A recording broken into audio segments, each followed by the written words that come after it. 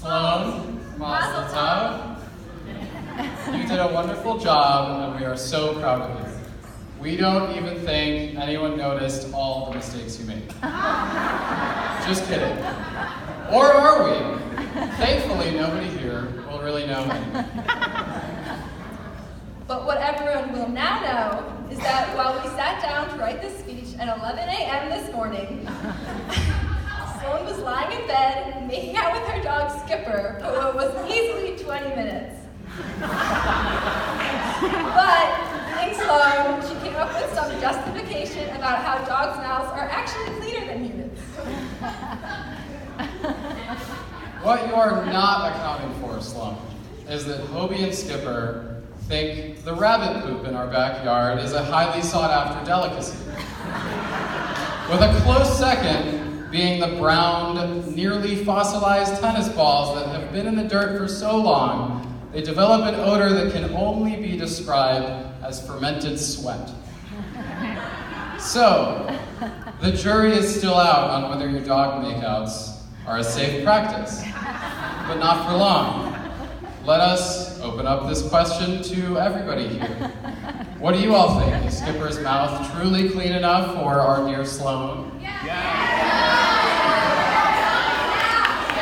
Well, I heard a surprising amount of yeses, but I also heard a lot of no's. So, Sloan, there's your answer. Interpret it as you will, once and for all.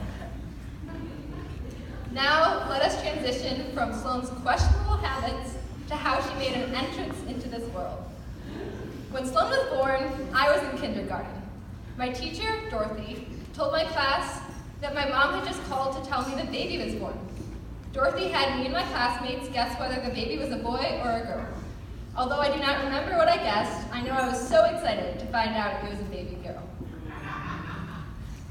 I was in 3rd grade in Nancy's class, and on the contrary, when I found out it was a girl, I was devastated. I was so excited to have a little brother, and then there you were, just hours old and already a living disappointment. From the moment I actually met you, though, my deep disdain for your non-brotherly existence turned into love and excitement for this new, not yet, but soon to be very cute little lovely sister. Don't worry, no brand new babies are cute. But you got cute fast. The cutest little kid. And for a sister, you're pretty rad. You were, and still are, a fun, sporty girl, and I love that about you. We loved teaching you how to do all the things we loved. Sailing, windsurfing, biking, playing tennis, dancing, and playing the piano. As you grew older, you continued to improve, and we were able to do all of the activities with you. Biking to the botanic gardens, playing family doubles and tennis, choreographing dances, and playing duets were all a joy to do. In all of these activities, you, Sloan, were the catalyst. Noah, can we play basketball? Taylor, can we go on a bike ride? Mommy, can we bake banana bread? Daddy, can we play a game? Skipper, can we make out? You love hanging out with your family and friends, and we all love hanging out with you too. You are always smiley, hence the nickname, and you have a contagiously positive personality. Now for a classic Sloan story.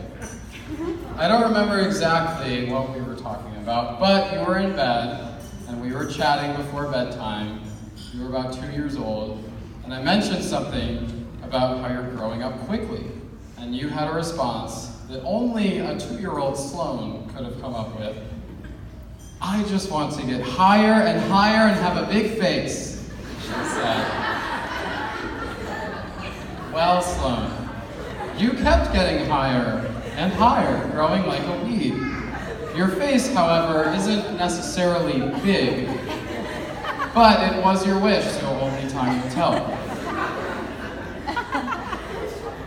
I enjoy playing hide and seek with you and your friends and trying to squeeze into all the small spaces in our house, like your closet. Likewise, you get so excited when my friends come over. You love to play games and hang out with us as if you were our age. Like a true teenager, you are constantly late. It's a real struggle for everyone in this house. Sloan, you have to approve of this. I sometimes drove you to and from dance and loved singing in the car with you. But before we could sing in the car together, I would wait by the door while you were 10 minutes late. Sloan is a lovely girl, as I'm sure all of you know. However, not all of you have had the opportunity to see Sloan when she's totally relaxed at home.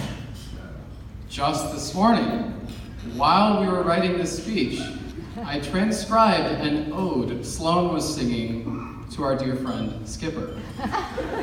Also, Sloan, where's the Hobie love?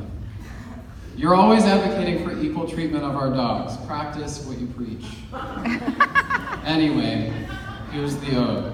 Sloan, and even Mom, since you were also there, feel free to join in.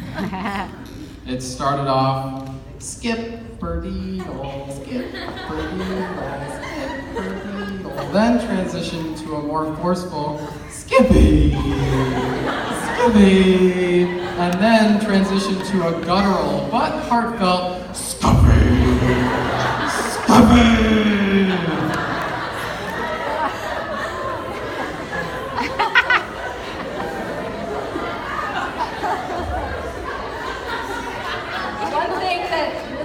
How much Sloan cares about others and our world is her love for the environment. She is constantly reminding us to recycle, turn off the lights, and be conscious of wasting water.